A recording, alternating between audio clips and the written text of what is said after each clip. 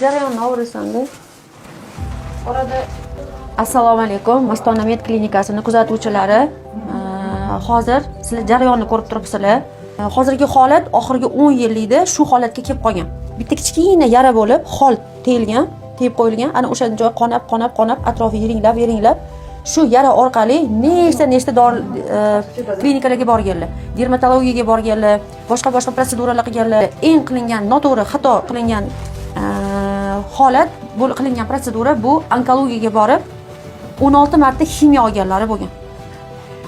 Ximiyadan keyin mana shu holat kuchayib ketganki, teri oqqan sari oqib ketib, ko'ryapsizlar, quloqning ichigacha et oqib, yopilib qolgan mana.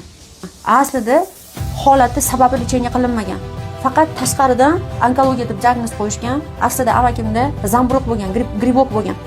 Ana u joyga infeksiya kelib tushgan. Ana uni tagida keyin qurtlash boshlagan. Haqiqatan qanchalik ishonasizlar, ishonmaysizlar, bu terini tagi qurtlashni boshlagan. Ximiyani bu yoqdan olaverganlar, bang'illatib, bu yoqdan organizm immunitetini tashlab yuborgan. Ichi qotib yotibdi, jigar dimlanib qolgan. Ichakda qurt bor, jigarda qurt bor.